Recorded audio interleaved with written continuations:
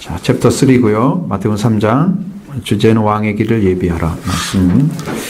자, 1번입니다. 기도로 낳은 아들 세례 요한. 세례 요한에 대한 그 기록이 마태복음에는 전파되는 얘기만 나오죠. 그래서 그 이야기를 할 수가 없습니다. 그래서 누가복음을 우리가 참고를 하도록 하는데, 자, 세례 요한이 맨 처음에 예수님의 길을 예비하러 온 선구자, 가장 먼저 예수님을 이 땅에 소개한 분이라는 거죠. 그래서 아버지는 제사장 사가랴고 어머니는 엘리사벳. 다 이렇게 이것은 알고 있죠. 성소에서 제사의 직무를 수행하는 중에 그의 출생과 이름까지 천사의 예고를 받아서 낳은 아들이에요. 그것도 다 알고 계시죠? 그리고 나이가 많도록 수태하지 못했습니다. 그래서 이게 누가복음 1장 7절에 그 기록이 되어 있어요. 수태하지 못한 이유에 대해서. 근데 뭐 나이가 많도록 수태하지 못했다는 것은 하나님이 아들을 주지 않았다는 얘기가 되는 거예요. 왜냐하면 고의로 안 낳지는 않았다는 얘기잖아요. 그러니까 수태하지 못했다. 이제 그러면 아이를 하나님께서 주지 않았다. 그리고 오랫동안 자녀를 달라고 기도를 했습니다. 간구를 했죠. 그의 간구가 그의 기도가 하나님께 들렸습니다. 그래서 하나님의 세례 요한을 잉태하게 하셨습니다. 누가복음 1장 13절. 그렇게 되어 있습니다.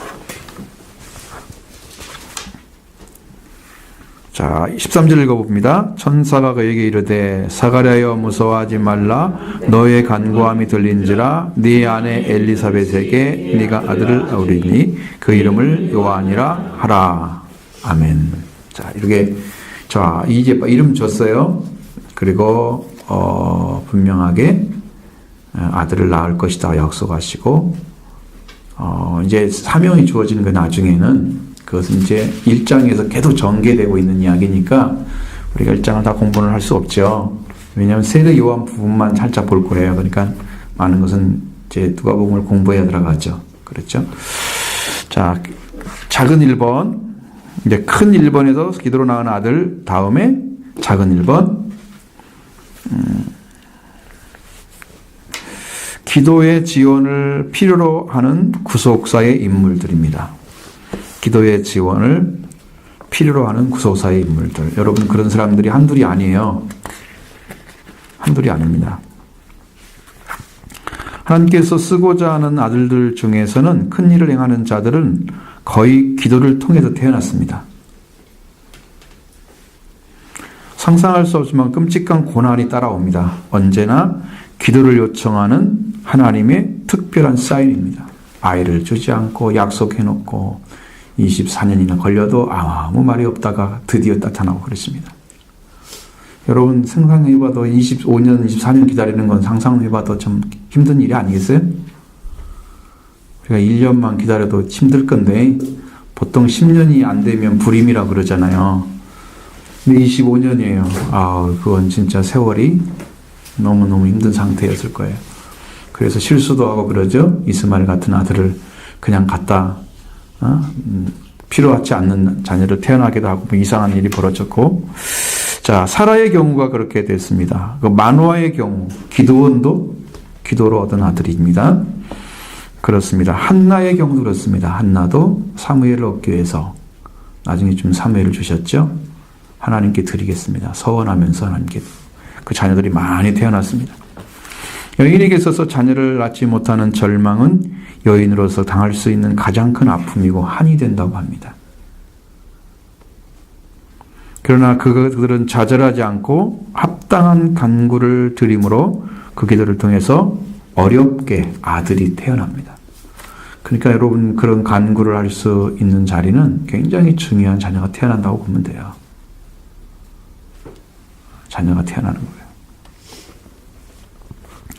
그들 자신의 필요는 자녀를 얻는 것이지만 하나님은 그들이 매달리기를 간절히 기도를 통해서 하나님의 뜻을 이룰 종들이 태어나게 하시는 거죠. 그 아이를 못 낳는 여인의 입장에서는 그냥 아이가 없으니까 기도를 하는 거죠. 그런 입장이지만 하나님은 그 아이를 주시면서 그에게 특별한 사명을 주시는 거죠. 종이 되게 하시는 거예요. 종은 주인의 뜻을 이루는 사람이잖아요. 그러니까 그 아이들이 태어나면 반드시 하나님의 일을 수행하도록 이끌어 가신다는 거죠. 그게 하나님의 방식입니다. 그 기도하는 어머니, 기도를 지원받는 사람들을 통해서 구속사는 진행되고 있습니다. 이 땅에도 지금도 구원받아야 할 대상이 있잖아요. 그럼 여러분 기도하는 사람을 통해서 일하십니다. 그러니까 기도는 항상 호흡처럼 끊어지면 안 되는 곳이다. 호흡은 쉬다가 말면 죽잖아요. 여러분 먹는 것도 밥을 안 먹으면 죽잖아요. 그렇죠? 물론 한 40일 금식하는 사람도 있지만 한 70일 정도 하는 사람도 있는데 들어봤는데 그 인간 극악한 상황입니다. 그러면 거의 말라 비틀어지죠. 그건 옳지 않은 방식이고 밥을 먹지 않으면 이제 우리가 아사를 합니다. 영양분이 다 빨아지고 죽게 되는 거예요. 그것이 영적인 양식이 필요하고 호흡하지 않으면 호흡이 끊어지는 순간에 사람은 산소 공급이 안 돼서 뇌에 문제가 생기고 장기도 문제 생기죠.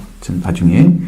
그러니까 호흡이 안 되면 우리가 하나님께서 내려야 할 명령 체계가 끊어진다는 얘기예요. 머리가 문제가 제일 많이 오잖아요.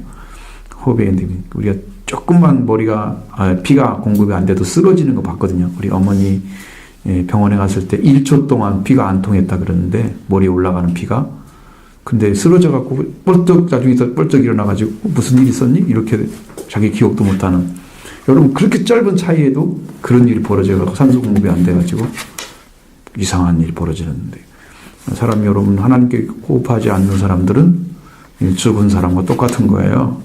하나님이 호흡하지 않으면 돼. 지난번에 성령으로 이제 호흡하라고 숨을 내쉬면서 그 성령 받으라 그랬죠. 성령으로 호흡하는 자를 가르쳐주고 있습니다. 그게 산자예요. 그러니까 그 사람은 성령으로 기도하는 사람입니다. 그렇게 되는 거예요. 영적으로 기도하고 무시로 기도하고 항상 기도하는 사람. 기도가 필요하죠. 자, 그래서 이런 사람들을 통해서 구속사가 진행이 된다는 거예요. 계속해서 하나님이 이 땅에 구원해야 할 자들을 대상으로 해서 구원의 역사를 이루어가는 작업을 계속 하신다는 거예요.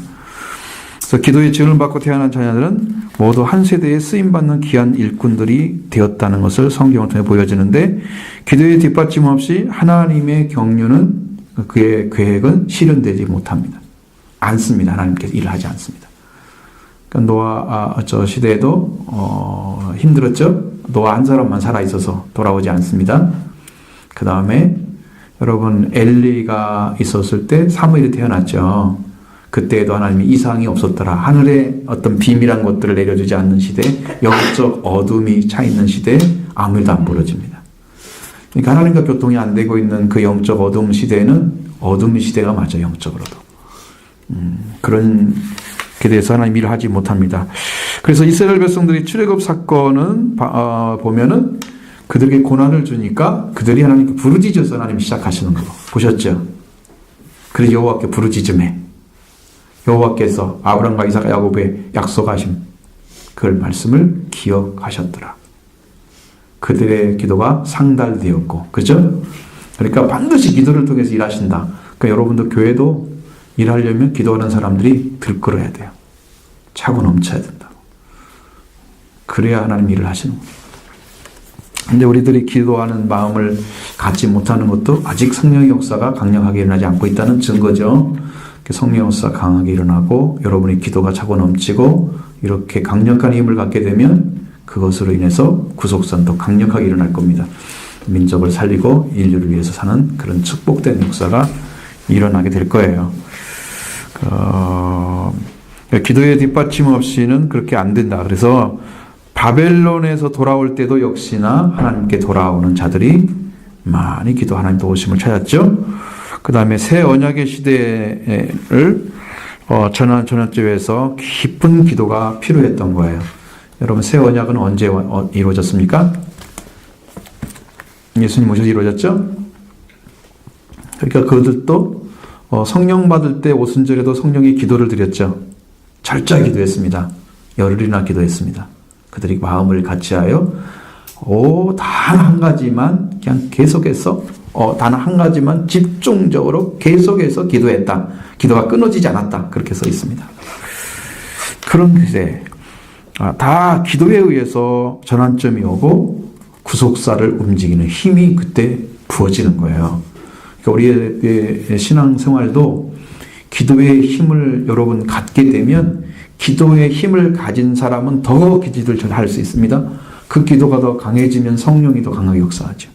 하나님이 일을 하신다고 말이죠. 하나님이 와서 일하시면 더 큰 역사가 일어나죠.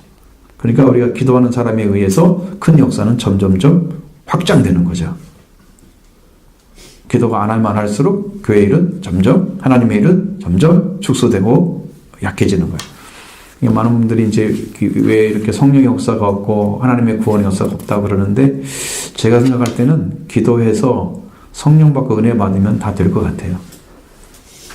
여러분들이 그런 기도 걸어가면 될 것 같아요. 저는 그런 것은 의심이 없습니다. 왜? 하나님의 역사이기 때문이죠. 하나님이 하시면 하는 거고요. 하나님 안 하시면 안 하는 거예요. 안 되는 거죠. 그 차이를 생각하셔야 돼요. 그래서 기도는 하나님의 행하심의 통로가 된다. 기도의 제물을 통해서 주님의 나라가 임재합니다. 정말 회개로 기도했을 때 회개한 자를 통해서 하나님의 나라가 임재하여 오는데 그 임재가 마국간에도 임재하시고요. 여러분 마국간 같은 심령에도 오시는 거예요. 왜? 누구만 찾으니까? 그리스도만 찾으니까. 그래서 그런 역사를 경험합니다. 하나님의 역사는 정말 쓸모없고 부족한 자들 가운데 일을 하신다는 것을 보여준 거예요. 우리의 믿음은 여러분의 어떠한 준비됨이 중요한 게 아니라 하나님에 대한 욕구, 열정, 그리고 믿음, 이게 필요합니다. 우리가 갖고자 하는 열정, 하나님을 찾고자 하는 열정. 네, 하나님의 역사만이 그 일을 이루시기 때문이죠.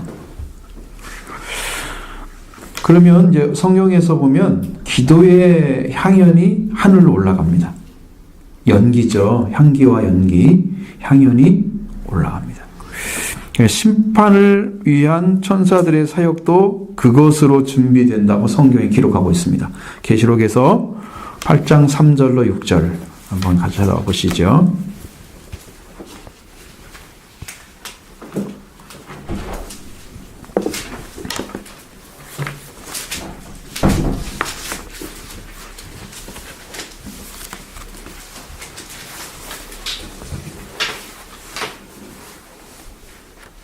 계시록 8장 3절로 6절.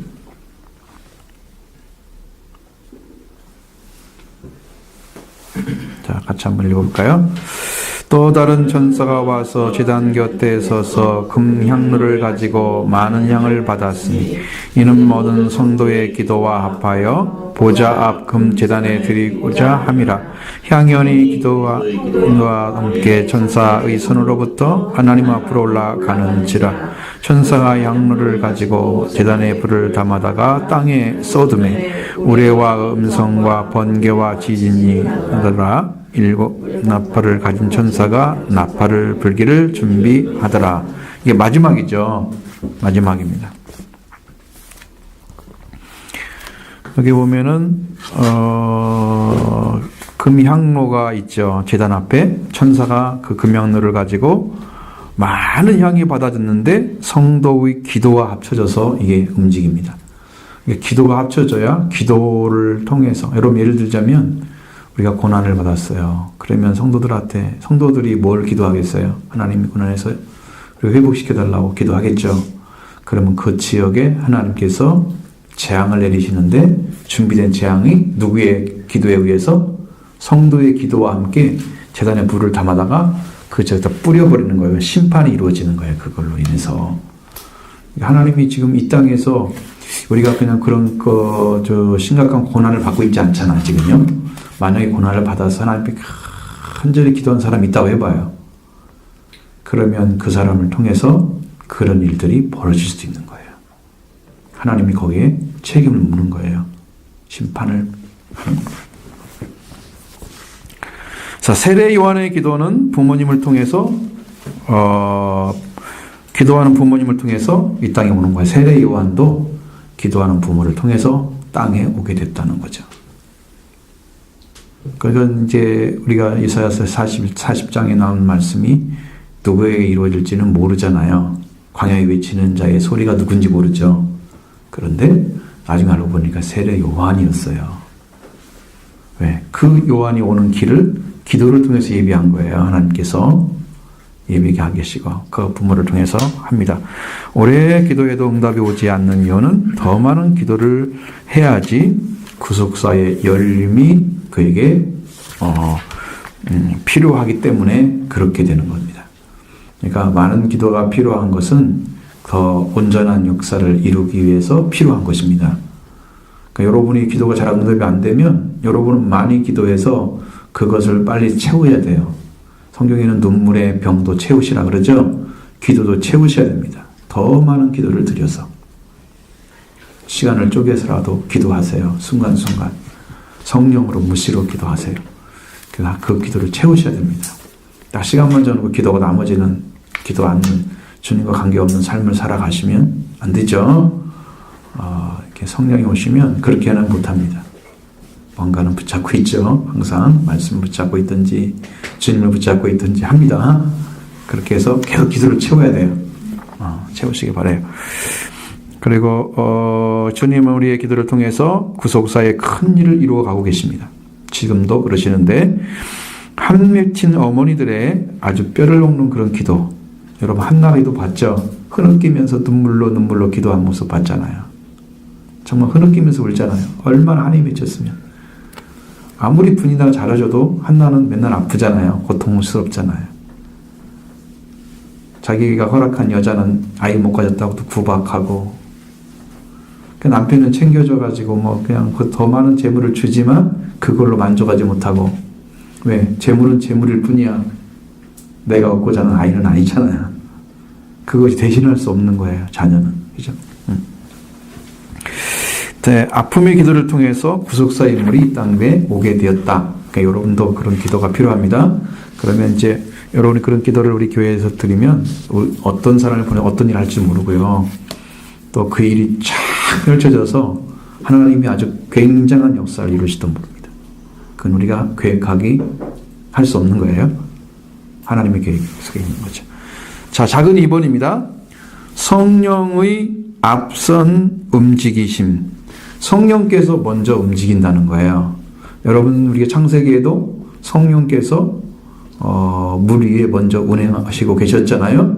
성령이 움직인다는 것은 일을 시작하신다는 거예요. 우리 교회는 성령이 움직이신 것 많이 나타났습니다. 그럼 일을 하려고 하시는 거예요. 그걸 보여주면 징조와 같이 생각하셔야 돼요. 준비를 하셔야 준비를. 열심히 기도하면서 정말 하나님의 역사가 더 강력하게 임하기를 간구하면 여러분을 통해서도 여러분 영적인 부분도 여러분 뭐 삶의 부분도 하나님이 강력하게 일을 하십니다. 필요한 자는요 즉각적으로 일을 하셔야 돼요. 그 필요한 일을 빨리 안 하는 것은 이것은 잊을 수가 없는 거예요. 잊을 수가 없는 건데 그게 필요한 일이 아닌데 하고 있어서 안 될 수도 있는 거지. 근데 하나님께 기도하고 하나님 응답받고 하나님 역사 가운데 있으면 그 일이 안 되게 잠깐 되게 돼 있어요. 만들어지는 거예요. 그리고 두 분은 서로 친척간이었다는 거죠. 세례 요한과 예수님 의 출생을 보면 6개월 차이 나잖아요. 그리고 6개월 차이로 친척이었는데 그 찾아가가지고 만나잖아요. 그들의 어머니들은 석 달 동안 섞여 있으면서 두 분의 탄생을 미리 알고 예언했던 말씀도 남아 있습니다. 누가복음 1장 39절, 56절 이런 데 보면 벌써 나와 있어요. 둘이 만나가지고 3개월 같이 있었대요.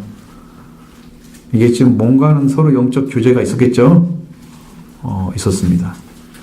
그리고 주의 모친이 내게 오매 내 안에 있는 아이가 뛰놀았다고 말씀하고 있는 것도 성령의 역사 가운데 두 아이가 있다는 것을 보여주는 거예요. 그러니까 그들을 통해서 하나님이 거룩한 역사를 행해 가셨다는 거, 그 준비된 겁니다. 해산하는 수고를 통해서 생명이 태어나고, 자, 우리의 헌신과 희생은 예수 그리스도를 오는 통로가 되어야 한다는 거죠. 해산의 고통이 예수 그리스도가 오는 통로입니다. 그러니까 아픔이 없는 새 생명은 존재하지 않잖아요. 아픔이 있어서 그 아이가 태어나고 그렇습니다. 그래서 성령의 감동도 주님의 오심을 위한 것입니다. 하나님의 말씀이 세례 요한에게, 광야에 있는 세례 요한에게 임했다. 그것은 성령이 지금 역사하고 있는 거고 말씀이 내려온 거예요. 자, 그건 뭘 의미하는 거예요? 주님의 오심을 지금 준비하고 있는 거예요. 이게 성령이 앞서서 일을 하시는 거예요. 그리고 우리에게 천사의 예고도 필요하고 현명도 필요하고 현몽 같은 것도 성령의 감동도 꼭 있어야 됩니다. 그리스도의 오심도 그리스도의 역사하심을 위해서는 성령의 역사가 있어야 된다는 거예요. 성령의 역사는 주의 의를 온전하게 하기 위해서 역사하는 거예요. 주의 종들은 주의 영의 감동을 기대하고 사모해야 된다. 그건 우리가 해야 될 일이죠. 교회에서 전체적으로 하나가 돼서 이렇게 해야 될 일을 이루어야 할 문제입니다. 그리고 주의 영의 인도하심을 기다리는 거예요. 우리도 지금 상당히 기다리고 있는 벽이죠. 하나님의 역사를 기다리고 있습니다. 작은 3번, 요한의 광야 생활을 우리가 살펴보도록 하겠습니다. 자, 요한의 광야 생활. 요한은 유대 광야에서 살았습니다. 거기에 운동 생활을 했습니다.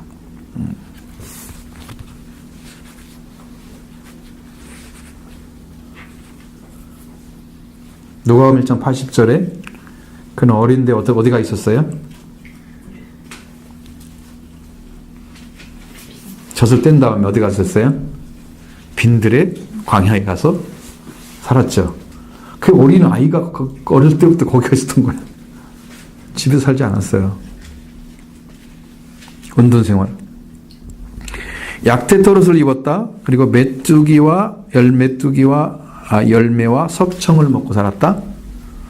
돌에 붙어서 이렇게 만들어지는 그런 석청은 그렇게 흔치가 않던데요. 그걸 또 따서 먹고 살았습니다. 약태토롯을 입었다 하는 것은 아무런 가공이 없이 꾸밈이 없이 입었다는 의미이고, 메뚜기와 석청을 먹었다는 것은 가공하지 않은 마취를 위한 것이 아니라 생존을 위해서 채소의 음식을 먹었다는 거예요. 옷도 마찬가지고 꾸미지 않았다는 거예요. 아무것도 꾸미지 않고 먹는 것도 더 많은 걸 맛있게 즐겁게 먹고자 하는 게 아니었다. 세례 요한은 먹지 않으니까 욕했고, 예수님은 먹으니까 욕했고, 먹어도 욕하고 안 먹어도 욕해. 그러니까 흠을 잡으려면 끝이 없잖아요. 그게 참 위험한 것인데, 그러니까 이 세례 요한의 항상 바로 그거예요. 의식주 문제, 그걸 위해서 살지 않았다는 거죠.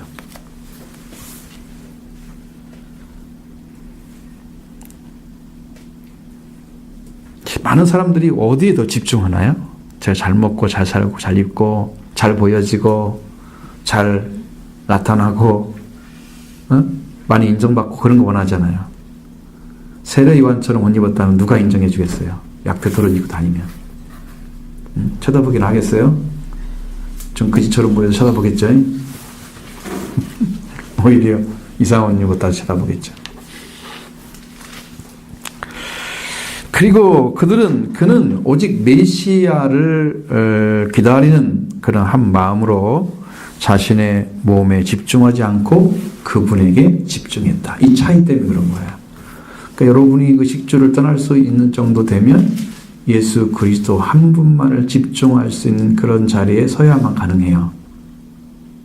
그런 마음이 없이는 이것도 필요하고 저것도 주세요라고 얘기합니다. 하나님께. 근데 세례 요한은 달라는 얘기는 한마디도 없어요. 자기가 그렇게 먹고 살았다는 것만 기록이 되어 있는 거예요.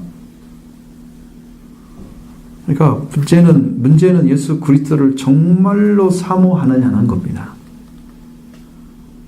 그리고 하나님의 말씀이 임재하여 오시고 함께 하시는 것을 세례 요한은 아마 그 광야에서 늘 경험을 했을 거예요. 하나님을 향해서 뜨겁게 믿음으로 나가는 작업을 계속했다는 거죠. 그는 왕의 오심을 준비하는 자였다. 그는 세상에 취하지 않고 광야의 삶을 살았습니다.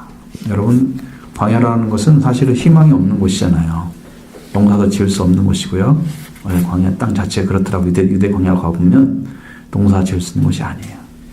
그냥 유목민처럼 뭐 하고 살고 그 정도예요.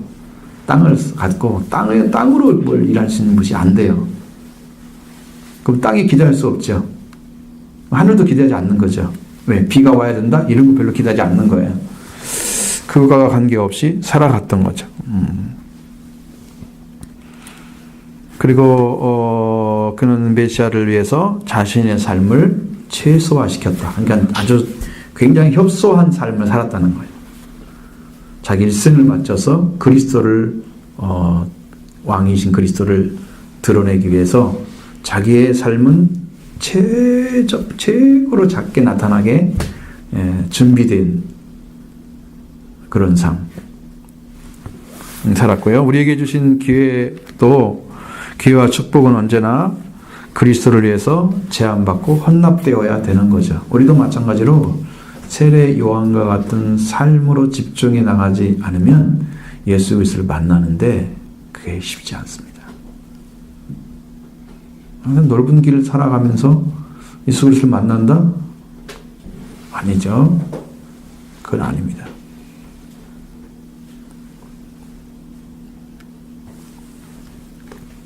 그런데 우리가 예수님이 이 땅에 오셔서 속죄 이룰 때까지 이렇게 성막을 잘 구상해 보면 그게 이제 정답이 나옵니다. 첫 번째는 예수님 자신을 인정하지 않는 삶을 사셨고요.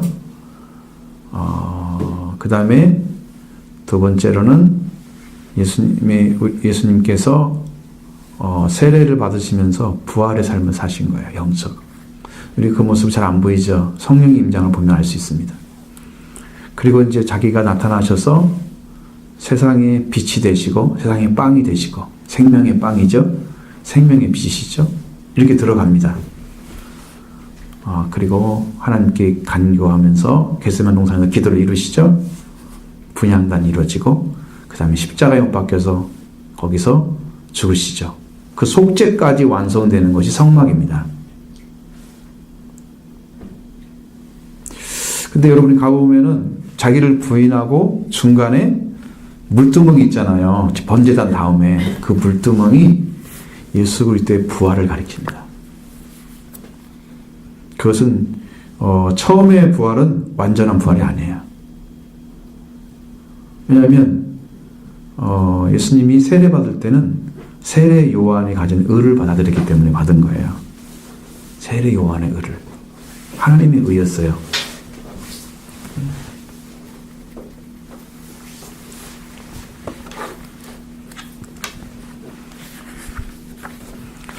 그 다음에 그것이 직접 이루어지는 거예요. 세상의 생명의 떡, 생명의 빵, 생명의 빛. 기도를 이루시고 기도의 완성판은 우리가 드리는 주기도문.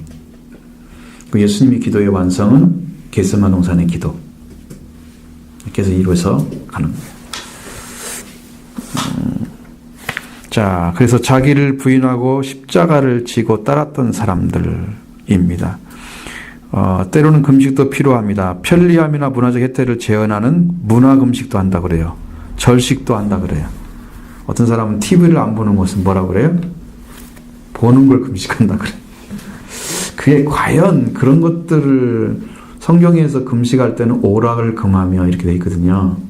그 안에 다 들어갔지 않았어요? TV 안 보는 거, 세상에 즐기면 안 갖는 거. 다 들어가 있죠? 다 들어가 있습니다. 예를 들면 휴대폰 같은 거, 게임, TV 시청, 나를 위한 즐거움, 이런 거 싹 잘라지잖아요. 금식하며, 오락을 금하며, 한마디 다 들어가 있죠. 그러니까 더 이상 필요한 말이 없습니다. 근데 현대화 사람들은 TV 안 보는 것도 금식하는 것처럼 마치. 그거 이상한 짓을 하는 거예요. 저는 볼 때는 성경에 나오지 않은 얘기를 하고 있는 것 같아요. 그 나머지 뭐 그 금식 안 할 때는 뭐 그냥 다 한다는 얘기 있잖아요. 모두가 그거 뭐 다 하고 말아라 그런 게 아니라 금식을 하면 그렇게 해야 되고, 아니 뭐 세상에 속해서 살아가는 삶은 그런 걸 다 하고 살아가지 않았나요? 다 지금 즐기며 살고 있잖아요. 그죠? 뭐 그거 특별한 거 아니죠. 그래서 자기를 부인하고 십자가를 지고 예수님을 따라가는 제자들만이 이런 삶이 이루어졌습니다. 그래서 그들을 통해서 하나님의 나라가 임재하고 하나님의 구속사가 전개되면서 증언자의 삶을 살게 하신 거예요. 그러니까 증언자의 삶, 우리가 복음을 전하는 자, 증언의 삶, 이것이 수준이 가장 높은 위치예요. 그 삶이 여러분이 만약에 그런 삶을 살아줄 수 있다면 여러분은 엄청난 훈련을 받은 사람이에요. 근데 그렇게 순종할 수 있는 준비를 하려면 말씀 한마디 죽고 살아야 돼요. 그 정도 되어야 그게 가능합니다. 그 사람들은 제일 중요한 분이 하나 있었어요. 제자들에게 예수님을 떠나지 않은 거예요. 가르신다처럼 예수님 안 떠나도 말씀이 없는 사람은 예수님을 하나님의 아들로 영접하지 않았기 때문에 생겨진 일이죠. 그리스도로 영접하지 않았기 때문에. 그 외에 제자들은 실패하지 않았습니다. 왜? 예수님을 떠나지 않았기 때문이죠. 그게 중요한 문제. 그 자기를 부인한다고 하는 것은 자기를 인정하지 않기 때문에 예수 그리스도만 인정하는 것이고요. 자, 십자가를 지는 것은 말씀에 죽어서 생명을 살리는 일을 행하는 것입니다. 그 말씀에 죽는 것이 자기 십자가를 지는 거예요. 이런 신앙이 우리에게 필요한 거예요. 예수 그리스도 안에서. 이것이 있어져야 여러분이 제자로서 이제 드디어 그게 지금 삶이구나. 그게 하나님 원하는 삶이구나. 그래서 성경에는 제자를 키우는 길로만 인도하셨지 성경의 말씀이 제자 아닌 자들에게 말한 건 성경에 없잖아요. 그럼 성경의 목표가 뭐냐면 제자를 키우는 거예요. 예수님의 목표가. 그럼 여러분도 제자가 되라고 그렇게 말씀하시고 제자들에게 온 민족서로 모든 민족으로 제자를 삼아 그랬잖아요. 아버지 아들과 성령의 이름 세례를 주고 내가 너에게 명령했던 모든 말씀을 가르쳐 지키게 하라. 예수님이 세상 끝날까지 함께 있겠다고 말씀하셨습니다. 우리에게 주고자 하는 것도 바로 그런 메시지예요.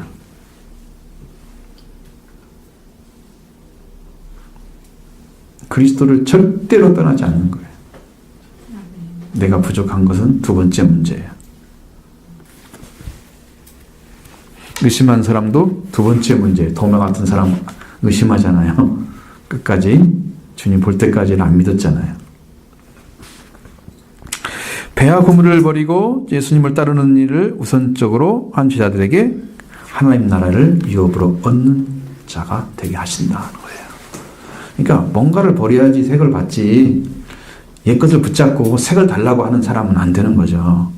자기를 부인해야 예수님 따라가지는 거지 내가 예수님 따라가니까 부인되는 거 아니에요. 근데 많은 사람들은 어떻게 해야 되죠? 성경 말씀 배워가지고 어떻게 해보려고 그러잖아. 성경 말씀 배워가지고 그게 안 되죠. 내가 예수님 따라가야지 마음을 분명히 붙잡고 그 다음에 그걸 딱 마음에 먹고 순종해 갈 때 그 말씀이 따라가지는 거야.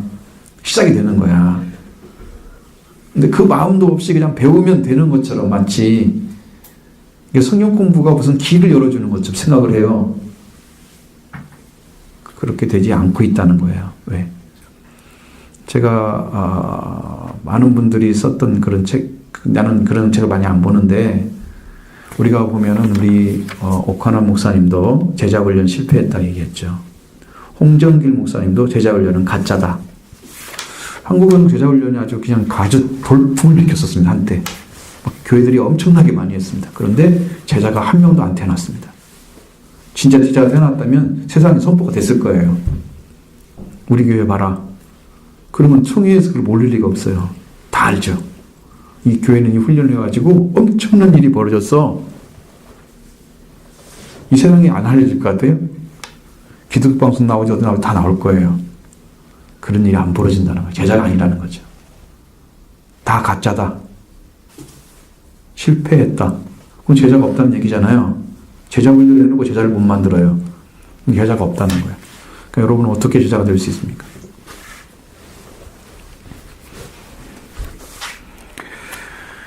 자, 작은 네 번입니다. 사람을 주께로 이끌 수 있는 능력. 4번, 작은 4번입니다. 자, 그는 예수님의 선구자로 엘리야의 심령과 능력을 가지고 있었다는 거죠. 엘리야의 심령과 그의 능력, 권능을 입혀주셨다. 누가복음 1장 17절 가지고 그거 가지고 온다고 그랬죠? 자, 엘리야가 한 일이 뭐예요? 이스라엘 민족이 북쪽이죠. 이스라엘 민족이 하나님께 여호와가 하나님이냐 바알이 하나님이냐 하나님이 응답하는 신이 참이다. 그래서 하나님께 그 마음을 돌이키게 하는 능력을 나타내신 분이에요. 회복을 시킨다 이렇게 했단 말이에요. 하나님하고 그게 목적이에요. 회복시키는 것이.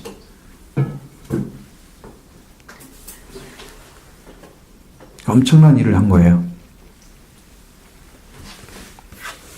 엘리야의 능력이라는 것은 엄청난 일이에요. 엘리야의 심령을 갖다. 엘리야도 강한 사람이에요.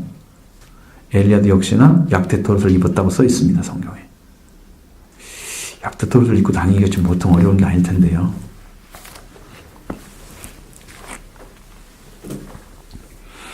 그렇게 해서 강력하게 좀 복음을 전해야 되는데, 말씀을 전해야 되는데, 그의 사람들의 마음속에 주님의 오심을 대로를 오심의 대로를 마련하는 그런 것을 위해서 그에게 능력을 필요로 했던 건데, 그래서 어둠의 세력을 깨뜨릴 수 있는 힘이 그에게 주어졌습니다. 강력한 힘이죠.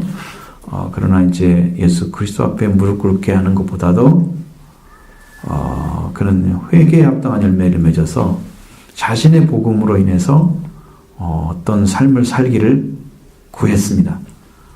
그러니까 뭐 세리하게 얘기하고 뭐 보통 사람들한테는 옷 한 벌 있으면 두 벌 있으면 한 벌 없는 사람 갖다 주고 뭐 먹는 것도 그렇게 나눠서 먹고 세리는 더 많이 징치하지 말고 받지 말고 늑징이란 말을 써 있는데 관둔율을 족한 줄 알라고 군병한테 얘기하고 그러면서 세상에 그거 메시아인 줄 알 정도로 막 가르친 거예요. 근데 그게 합당한 열매가 회개에 합당한 열매가 아니었어요. 회개에 합당한 열매는 그리스도께를 만나야 이루어집니다. 그리스도께 인도하면 그게 회개에 합당한 열매. 그리스도를 만나면 열매는 그리스도를 통해서만 맺어지는 거지 사람이 뭐 작은 회개하고 돌이켰다고 해서 맺어지는 게 아니에요. 왜냐하면 생명의 씨앗이 예수 그리스도이기 때문에 그런 거예요. 예수님이 말씀이시기도 하고 부활의 씨앗이기도 하고 예수님 외에는 씨앗이 없어요.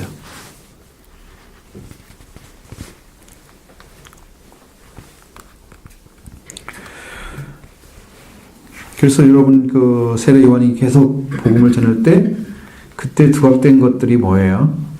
그때 그들에게 했던 것들이 그 사람들이 와가지고 뭘 합니까? 유대와 예루살렘과 유대와 그 사람들이 세례 요한이 세례인데 와서 뭘 해요?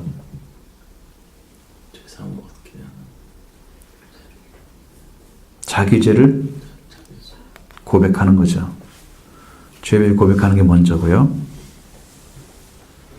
자, 여러분 그 죄가 있음을 고백하고 엎드렸다고 하는 것, 세례받았다고 하는 것은 이제는 그 죄를 사하실 분한테 가야 된다는 얘기거든요.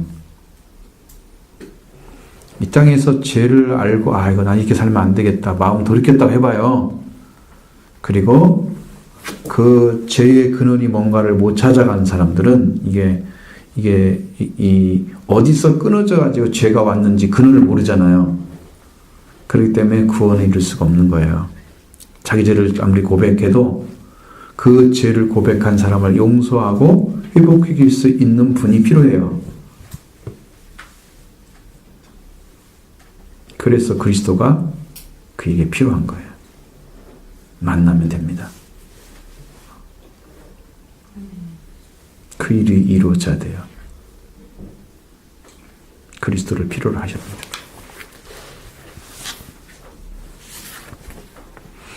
빛과 어둠은 꼭 싸우는 것 같잖아요. 그렇죠? 근데 이제 어둠은 강력한 힘을 가진 것 같지만 사실은 어둠은 빛을 이길 수가 없다. 세상의 원리도 그렇고 역사의 원리가 그렇습니다. 만약에 빛이 어둠이 빛을 이겼다라는 생각이 들 때 그때는 예수님 오실 때입니다. 선이 악에 졌다? 그러면 예수님 오실 때입니다. 왜? 더 이상 삼키도록 놔두지 않을 것이기 때문에. 그래서 우리가 선으로 악을 이기라 그러죠. 악에게 지지 말고 선으로 악을 이기라. 그게 예수님의 명령이에요. 자, 바울은 사람들의 마음의 눈을 뜨게 하기 위해서 어둠에서 빛으로 사탄의 권세에서 돌아가는 사역을 행하는 것을 그게 사역으로 굉장히 큰 사역으로 보았습니다.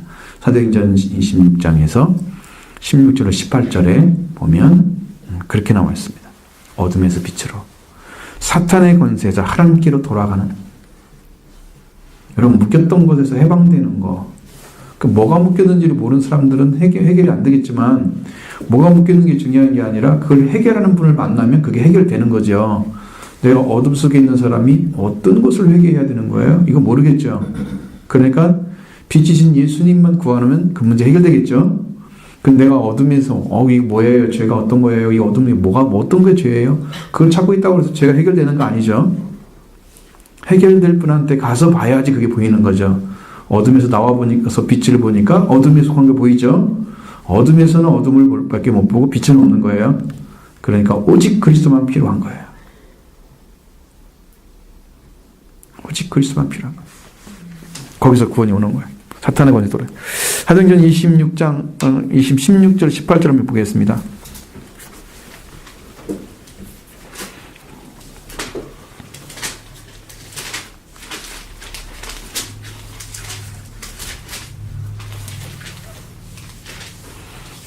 이분이 아마 이 성경을 인용했을 때는 아마 대체로 옛날 성경인 것 같아.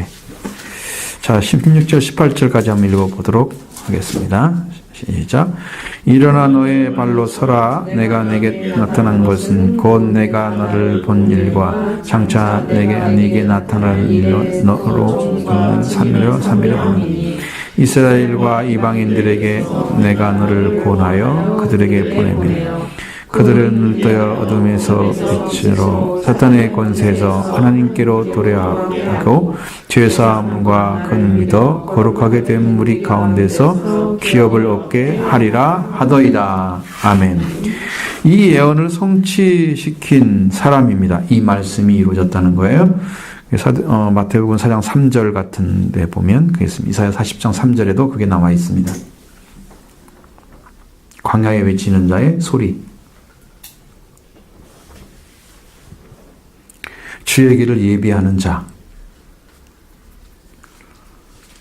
주의 길을 예비해야 되죠. 자, 굽은 길을 곧게 하는 자. 자, 여러분 길이 굽어져 있으면 여러분 차가 달려가도 빨리 못 가죠. 똑바른 길은 빨리 가죠. 네. 앞에 안 보이니까 그래요. 굽어져 있으면 이쪽 가려면 여기가 뭐가 오지 안 보이잖아요. 또 한 번 굽어져 있으면 저쪽도 안 보이죠. 그러니까 굽은 것은요. 전혀 모르는 거예요. 그리고 대로가 필요한 것은요. 거기까지 갈 수 있는 길이 쫙 열렸다는 거예요. 그럼 예수 그리스도를 통해서 하나님 나라에다가 들어가는 길이 쫙 열린 거예요. 그러니까 대로가 대비가 되는 거예요. 예수님 오시면. 준비하는 거예요. 자, 그러면 예수 그리스도가 오시는 길로 걸어갈 수 있도록 그 길을 열어주는 작업을 누가 하는 거다? 세례 요한이 하는 거죠. 그 예수님을 만나는 거예요. 하나님 나라 열어지는 그것을 가지고 예수님을 만나서 하나님 나라 들어가는 그것이 회개라고 하는 거죠. 그러면 회개하면 천국이 가까이 와 있다 그러잖아요. 그래서 회개로 천국이 가까이 있는 그분을 만나는 거예요. 그럼 대로가 열린 거죠.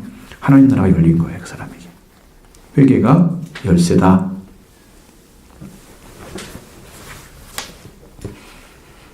회개라는 열쇠로 천국을 열어 가십니다.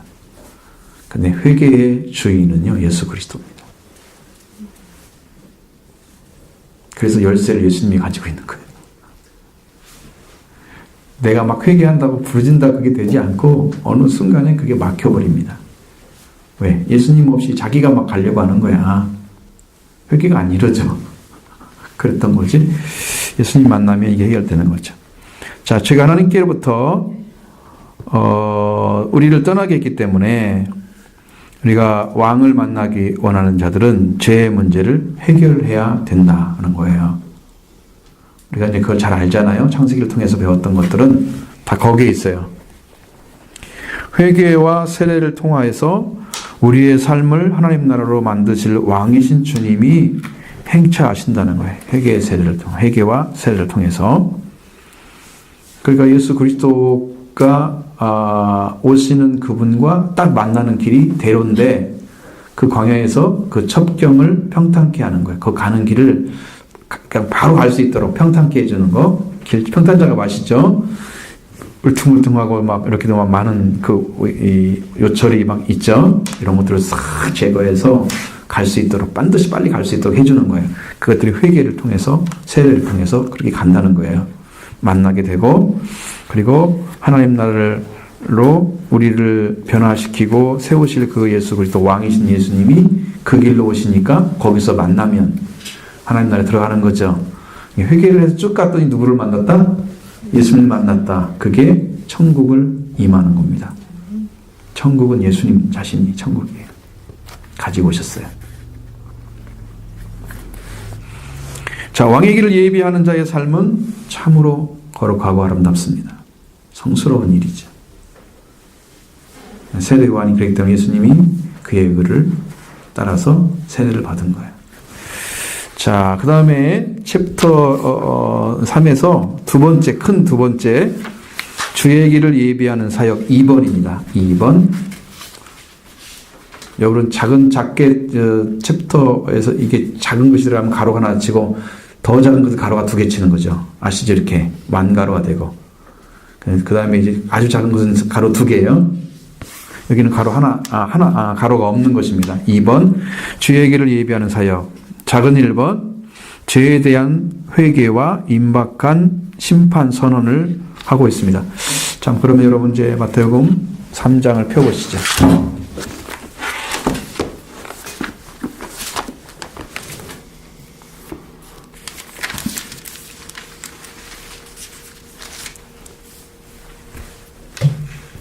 (2절) 한번 읽어보세요. 시작. 자, 말씀하시고 7절 시작. 요한이 많은 바리새인들과 사두개인들이 세례를 푸는 대로 오는 것을 보고 이르되 독사의 자식들아 누가 너희를 가르쳐 임박한 진노를 피하라 하더냐. 아멘. 이 말씀 잘 보시면 자, 죄에 대한 회개와 임박한 심판 선언했죠. 지금 어떻게 됐어요? 뭐가 왔다고요? 임박한 진노가 왔다고 했죠. 그걸 피하여 간다는 거예요. 하나님의 진노는 뭐 때문에 와요? 죄 때문에 오는 거예요.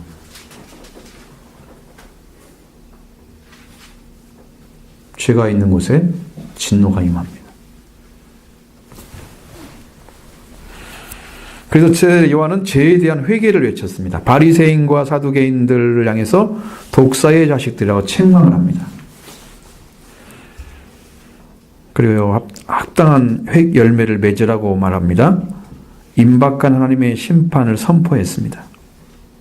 벌써 나무 뿌리에 도끼가 놓여 있다.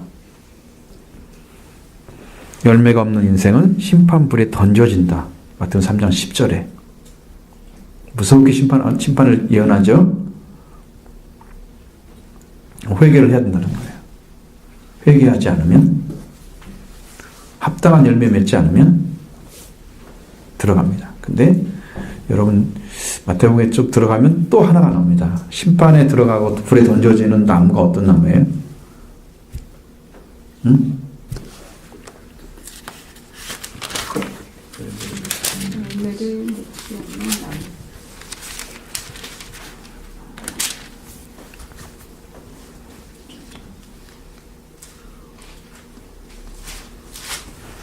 열매를 맺지 않는 나무는 아니고요.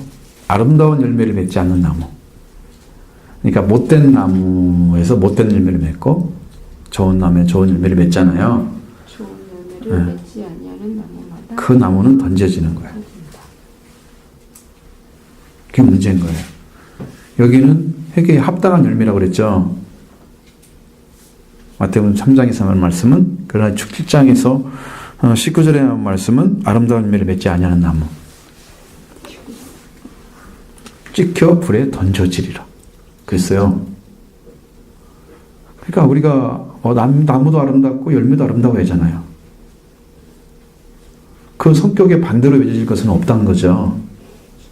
성품에 나무의 품종에 따라서 달라지겠잖아요.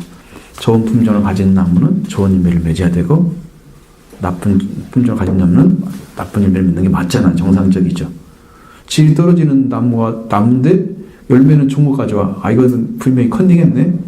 시험 봤는데 공부도 아무도 못한 놈이 점수는 높아. 뭐가 문제가 있었네. 당장 알 수 있잖아요. 거짓하고 있는 거죠. 그러니까 열매를 흉내내면 안 되고 정말 본질이 돌아와서 회개가 이루어져서 아름다운 열매를 맺을 수 있는 본질을 찾은 나무가 아름다운 열매를 맺어야 불에 던지지 않고 곳간에 들어가는 건데, 여기는 아름다운 열매를 맺지 않은 나무마다 찍혀 불에 던져진다. 이해가 되시죠? 그러니까 우리는 본질의 돌아옴이 필요합니다. 여러분의 생각과 성품이 말씀 앞에 돌아와서 거기서 해결되어져야 본질의 변화가 옵니다. 그 본질의 변화는 여러분 심령 깊이 들어가야 돼요, 말씀이. 그냥 머리로 이해하고 안 되죠. 들었는데 말은 알겠어. 이거 안 돼요. 심령 안에서 알아야 돼요. 내 심령 안에서 정말 그렇구나. 이 깨달음이 딱 와야 돼. 정말 내 심령이 아름답게 돌아왔더니 내 말도 아름다운 열매를 맺고 있었다. 그냥 말을 이쁘게 하려고 말만 찾아내서 하는 사람들은 나중에 본질을 딱 찾아보면 독하고 더러운 마음이 꽉 차 있는데 그걸 도덕적으로 하는 거지. 자기 숨겨놓고 그게 뭘 하는 거야? 우리 성경은 그런 사람들을 뭐라고 얘기합니까? 응?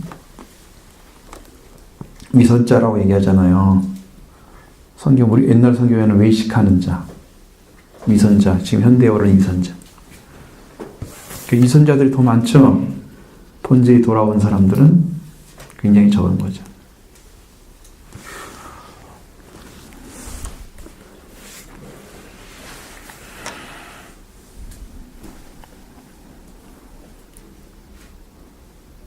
그래서 죄에 대한 철저한 회개를 통해서만이 왕이 오시고 천국이 도래한다는 거예요. 그곳에 성령님께서 임하시는 거죠. 말씀도 오시고 예수 그리스도 거기서 계시는 거죠. 회개하지 않은 곳에 예수님이 계실 수가 없으세요. 그분을 찾는 자에게 오시죠. 죄인일지라도. 왜?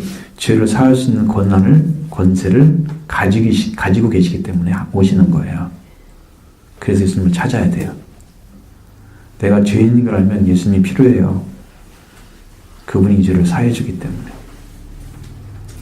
그냥 이게 하나의 연결점이에요. 그냥 하나가 돼 있어요. 그렇게.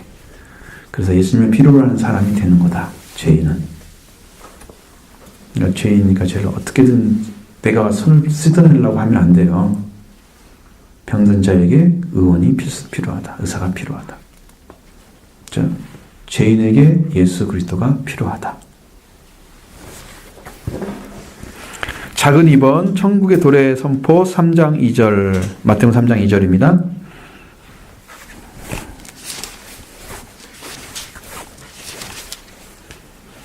회개하라 천국이 가까이 왔느니라 하였으니. 이제 누구 얘기입니까? 요한이 했던 얘기입니다. 요한도 천국에 관한 얘기를 했습니다. 그러니까 똑같이 회개하라 천국이 가까웠다고 예수님하고 똑같은 사람인지 알고 있어요.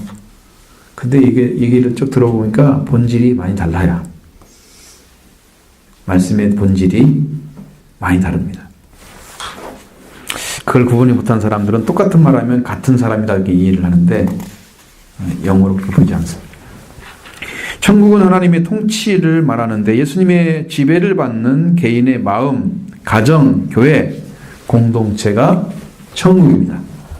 그리스도가 통치를 해야 그게 하나님의 나라에 들어간 거예요. 자, 여러분의 마음속에 예수님 여러분의 주인으로 계시면 예수를 주로 시인하며 그렇게 계시면 지금 천국이 시작된 겁니다. 다스리기 시작된 거죠. 예수를 나의 구주로 고백합니다. 천국이 임하기 시작한 거죠. 주인 바뀌었죠? 그런 사람, 그런 가정. 그래서 모든 가족이 다 예수를 믿고 예수님의 다스림을 받으면 그 가정은 하나님의 나라에 속해져 있는 가정입니다. 자녀가 돼야 되죠.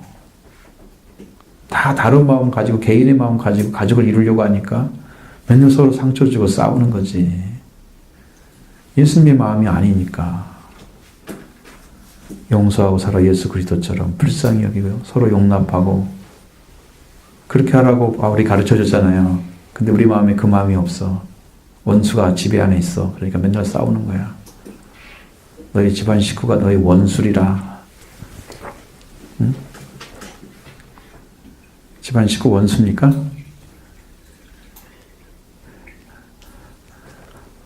원수입니까? 아니면 좋은 사람입니까?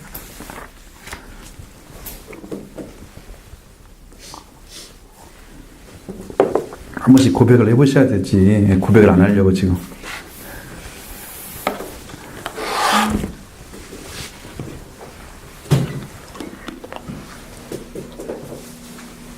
그러니까요.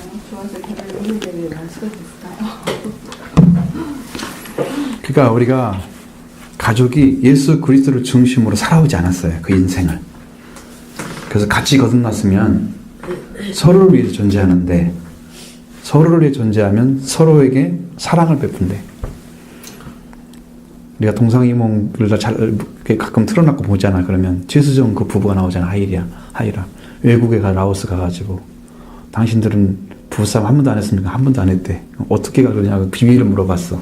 그랬더니 최수정이 하이라가 먼저 얘기했어. 나는 저 남편을 내 아들처럼 여깁니다. 그랬어. 그러니까 불쌍하게 여기니까 싸움을 못하는 거야. 그 남편한테 물어봤어. 너도 그러냐? 그렇대. 나 내 딸처럼 여긴대. 그런 마음으로 사랑을 하니까 싸울 수가 없는 거야. 대화로 다 해결돼. 그것도 하나 비밀적인 방법이더라고. 근데 그것보다 더 중요한 것은 성경적인 것은 서로가 하나님 안에서 들어가서 필요한 존재가 되는 거예요. 서로에게.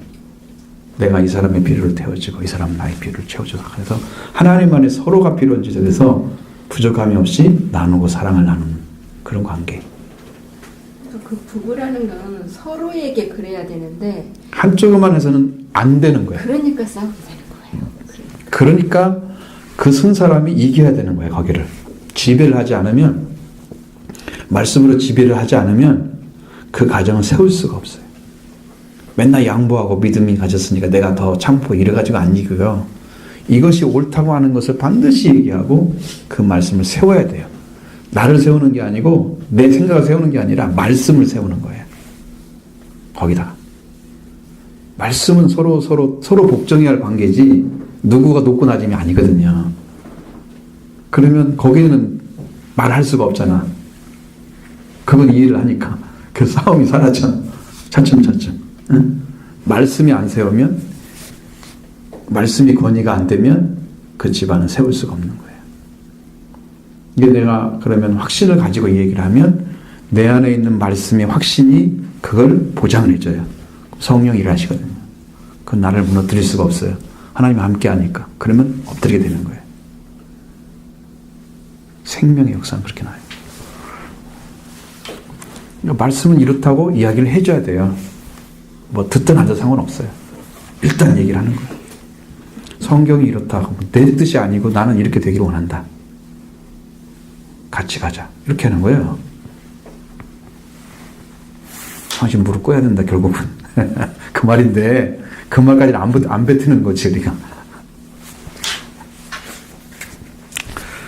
자, 그렇다 하고요.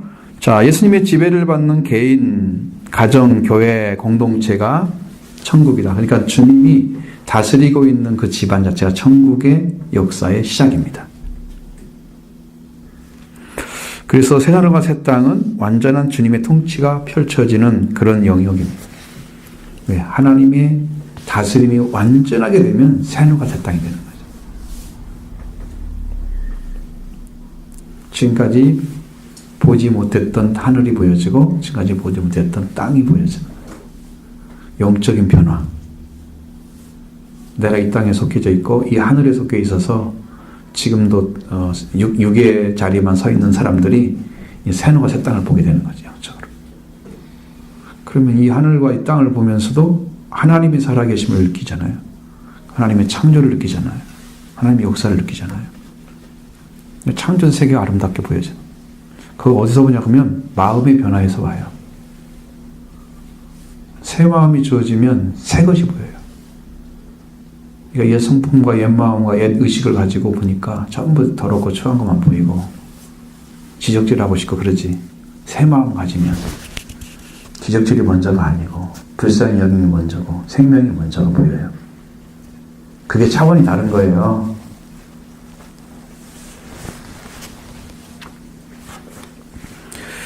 그래서 수많은 그런 요한은 수많은 사람 하나님의 통치를 경험할 수 있도록 천국의 도래를 선포했습니다. 천국 가까이 왔다 회개하라. 왜냐하면 천국에 갈 수 있는 길은 예수 그리스도께 인도하고 예수 그리스도 천국 가지고 오셨잖아요. 그분의 지배받으면 천국에 들어가는 거예요. 그렇듯이 지배받는다면 뭘 하는 게 지배받는 거예요? 예수님의 지배를 받는 게 뭘 하는 게 지배받는 거예요? 뭘까요?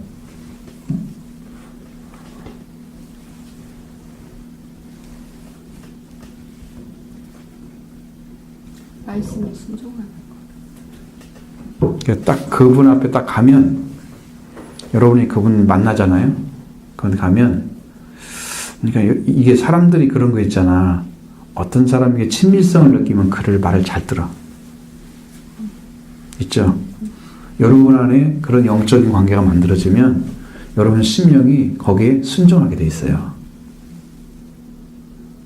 근데 그 사랑을 못 느끼는 사람들은 여전히 원수 관계에 있는 거예요, 마음이. 그래서 예수님의 말씀이 아무리 외쳐와도 내 마음에도 변화가 없으니까 이 말씀이 자기를 무릎 꿇게 하지 못하는 거지. 사랑하는 마음이 없으니까 친밀성도 떨어지는 거야. 그런 마음 가지고 말씀 들어도 아무런 영향이 없는 거야. 정말로 사랑하는 사람의 마음은 그 마음을 듣고 싶고 같이 사랑하고 싶고 막 이런 게 생기는 거야, 정상적으로. 사랑하는 사람이 있으면. 그러니까 주님의 사랑이 그렇게 임하여 오셔야 돼요, 여러분 안에. 그래야 주님하고 살아갔다 사이가 딱 만들어지죠. 그럼 주님의 사랑이 내 안에 있으면 나 주님을 늘 기억하고 사랑하고 항상 고백하고 그분이 함께 있음을 알고 느끼고 경험을 한단 말이에요. 그러니까 날마다 주님과 교제하는 삶이 이루어지는 거죠. 그분은 어떻게 떠나요? 근데 우리가 지금 함께 내 안에 계시는데 떠날 수가 없잖아요. 주님 나를 안 떠나고 나도 주님도 안 떠나고 이 친밀성이 계속되는 거예요. 계속되는 거예요.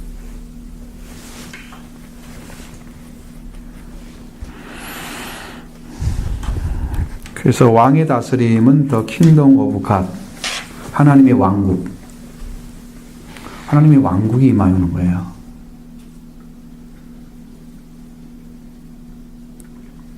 하나님이 통치하시는 나라에 속한 나라죠. 왕국이라는.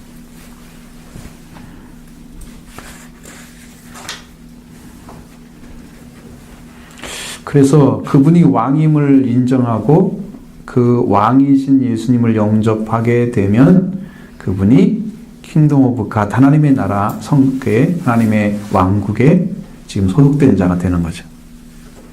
그분이 왕인 것을 인정하셔야 돼요.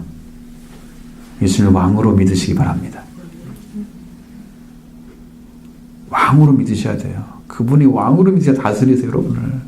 그것을 안 믿는데요. 되게 이걸 모르는 사람이 왜 모르는가 그랬더니 그분이 왕이라고 믿지를 않는데 마음에서부터 거부가 일어나고 있는 거야. 이 안에서 내적으로 무슨 왕이야 그렇게 그러니까 안 받아들이는 거, 안 받아들이는 거. 굉장히 교만한 거야. 그 마음의 상태가 아주 교만한 거야. 근데 그걸 인정하지 않기 때문에 안 믿어지는 거래요. 이 고백한다는 것은 믿어질 때 고백해야 되는 거지. 그러니까 믿으려고 고백할 수도 있어요. 그러니까 그 두 가지 다 가능해요. 이게 모르니까 믿어야 될 거 아니에요. 그분이 누군지를. 그렇죠? 그래야 알아질 거 아니에요. 그러면 이제 친밀도가 높아지겠죠. 알게 되어지면 점점. 그죠? 그러면 사귐이 있겠죠.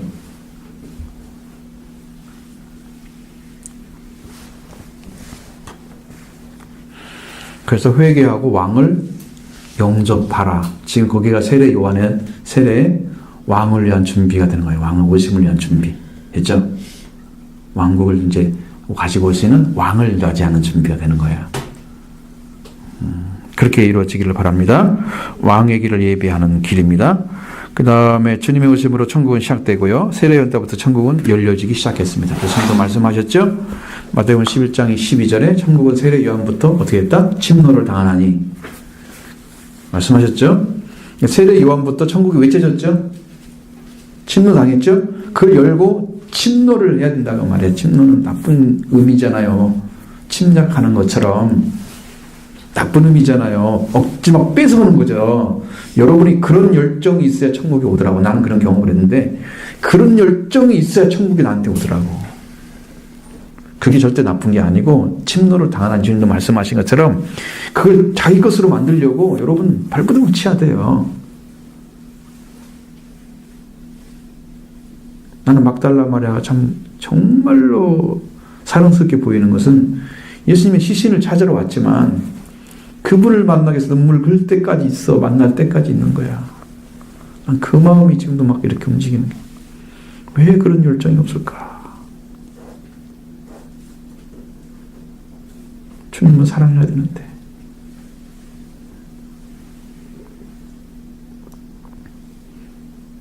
마음에서 여러분 느껴보세요. 그 마음을. 얼마나 만나고 싶으면 눈물을 흘리면서 그를 쳐다보고 또 쳐다보다가 그 무덤을 구부려보고 그 얼굴을 보니까 천사들이 앉아있잖아. 아니 베드로도 가보고 요한도 들어가봤는데 없었잖아.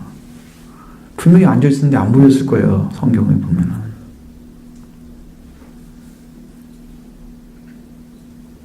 끝까지 예수님을 시신을 찬다고 그랬지 부활의 춤을 찬다고 안 했잖아요. 그래서 모습을 보도 모르니까 음성으로 확인하고 알잖아요. 나중에. 보아도 모르고 음성으로 말아. 이거 몸만 열린 거야? 귀만 살짝 열린 거야. 눈이 안 열린 거야, 영적으로. 난 그래도 찾아간 게 너무 감사해. 제자들은 찾아갔어요? 어디? 없으니까 그냥 갔잖아, 자기 집으로. 그거 어떻게 만나? 막달라 마리아 때문에. 난 그런 열정이 있길 바래요, 여러분들. 아는 게 중요한 게 아니고, 좀 그런 열정 좀 가져봐요. 난 가슴이 타오르는데 여러분 가슴이 타올라요? 너무 아파요, 지금 나는 지금.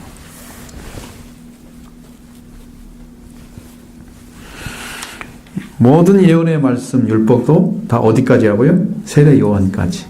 그렇죠? 세례 요한 때부터 예언들은 성취되고 약속은 완성되었습니다.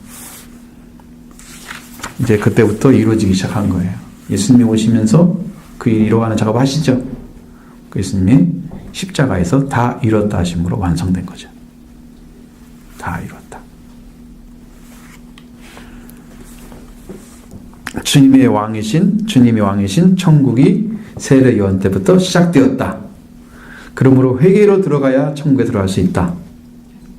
아시죠? 이제 이것이 여러분 마음에 심령에 못 박히기를 바랍니다.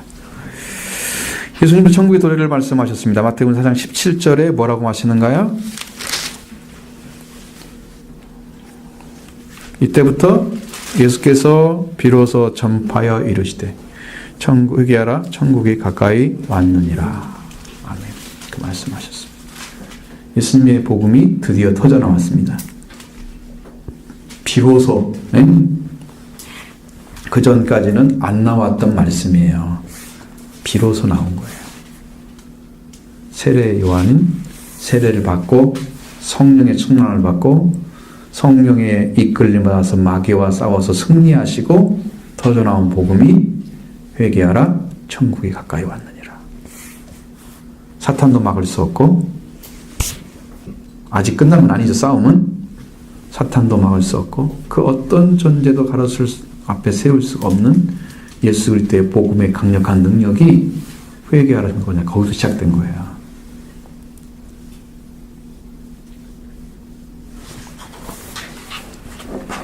마음에 하나도 안 느껴지는 얼굴 모습이네. 무슨 말인지.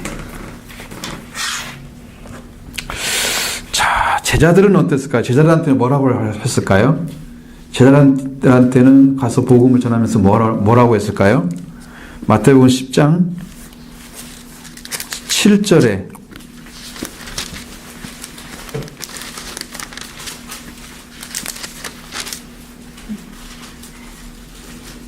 가면서 뭐라고 그래요? 전파하라고 그랬죠.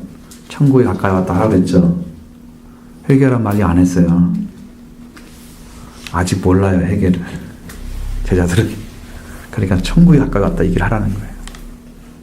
그럼 천국 가까이 온 분은 뭐 당연히 예수 그리스도가 오셨으니까요. 천국 가까이 온 것입니다.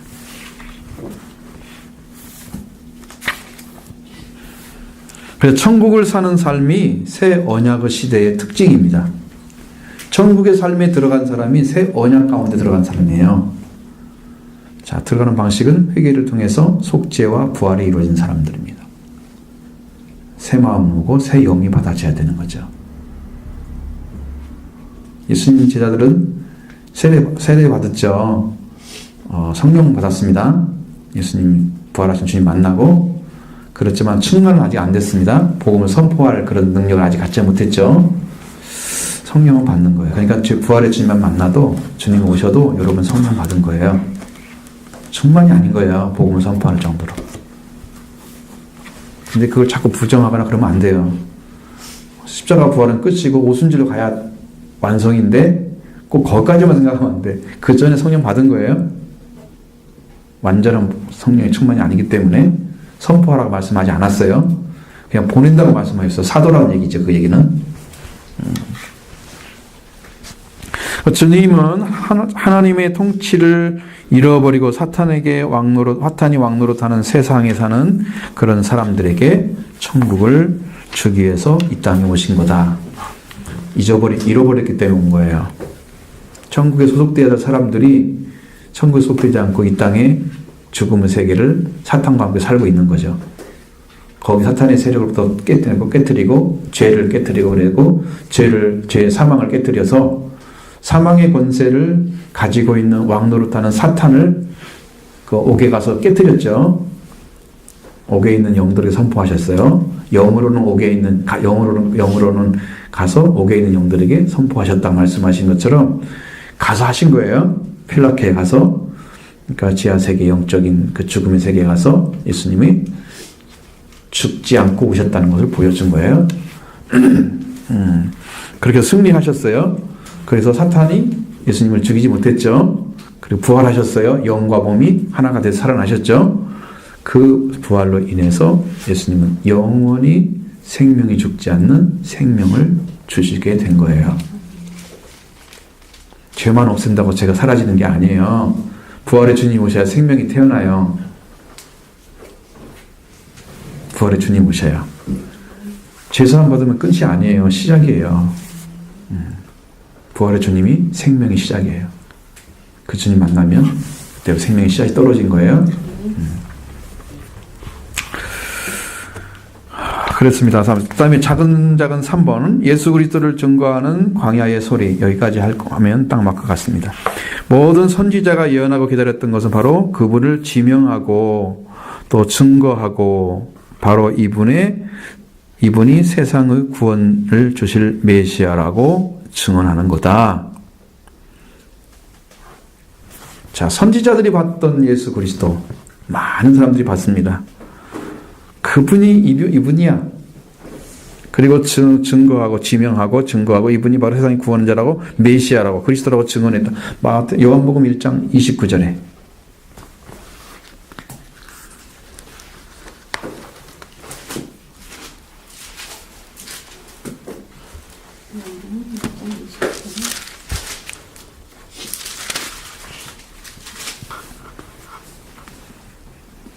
이튿날 뭐라고 그래요? 예수께서 세계에게 와오심을 보고 이르시되 보라 세상죄를 지고 가는 하나님의 어린 양 이로다. 아멘.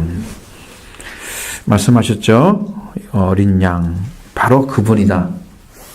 구약의 유월절을 대표해서 나왔던 양, 어린 양.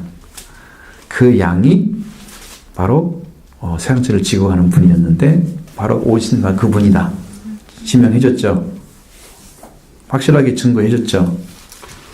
그렇게 해서 알려줬어요. 사람들은 증거했습니다. 그분이 메시아라고 나중에 누구 입을 통해서 얘기하나요?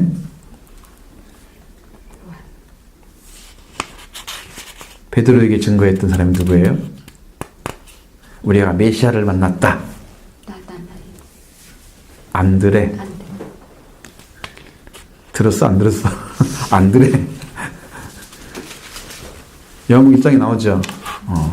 그래서 메시아를 만나죠. 그렇습니다. 그래서 메시아를 증거하는 거예요. 입으로.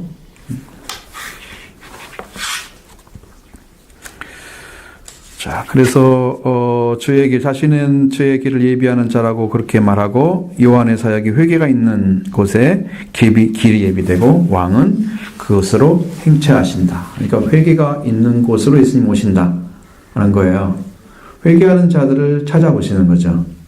주님은 이미 회개를 통해서 천국에 들어갈 길을 예비하고 있는 자들을 향해서 오시는 거예요. 그게 주님 오시는 길을 예비하는 거예요. 회개함으로. 그러니까 여러분이 회개하면 예수님이 오시는 길이 열려지는 거예요. 그래서 회개를 외쳤던 거예요. 세례 요한이. 그 길을 열어지면 예수님이 만나지는 거예요. 예수님 오시는 길도 역시나 예수님을 찾고 있는 사람들을 만나기 위해서 오시기 때문에 동일하게 그 찾아가는 사람과 오시는 분이 일치를 하는 거예요. 만나죠? 거기서 만납니다.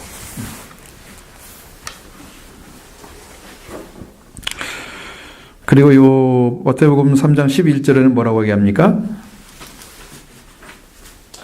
나는 너희를 회개하게 하기 위하여 물린 세례를 베풀 거니와 내 뒤에 오시는 이는 나보다 능력이 많으시니 나는 그를 신을 들기로 감당하지 못하겠느라. 그는 성령과 불로 너희에게 세례를 베푸실 것이요. 성령과 불로 세례 주실 베푸시는 분 소개하죠. 세례 요한하고 능력은 비교할 수 없습니다. 세례 요한은 회개만 외치는 거지 구원을 주시는 분은 예수님이신 거예요. 그냥 능력이 비교가 돼요? 안 되죠. 만나게 이렇게 인도하는 사람하고 구원해 주는 바랑 똑같아요? 능력이? 비교가 안 되잖아. 그러니까 여러분 목회자들이 아무리 능력이 있어도 예수님도 높이 승문돼야 안 돼요. 여러분이 능력 많이 받았다고 해봐. 가서 막 전해 평신도로서 아무리 많이 전해도 누구한테 인도하는 거야? 예수님께 인도하는 것밖에 아닌 거야. 구원해 주신 분만 자랑해야 됩니다.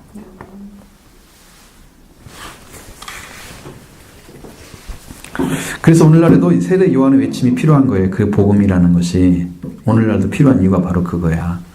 여기가 세례 요한이 필요한 이유가 광야에 외치는 들려오는 소리가 있어야 된다는 거죠. 주의 길을 예비해서 만들어드리는 회개 세례 역사가 있어야만 된다는 거예요. 그럼 교회에도 회개 역사가 있어야 돼요. 세례가 있어야 돼요. 그리고 물과 성령으로 세례 주실 그분을 만나도록 해주는 것이 바로 교회가 할 일이다. 그러니까 우리는 세례자가 되는 거예요. 누구만 흥해야 돼요? 그는 흥해야 되겠고 우리는 세어야 하리라. 예수 그리스도만이 일이 점점 커져야 되는 거예요. 우리는 사회도 괜찮아. 왜? 그 일 위해서 우리는 일하고 있는 거지. 그죠? 목적이 이루어졌으니까 우리는 감사하죠. 이렇게 됩니다. 이렇게 이 말씀이 이제 끝난 건데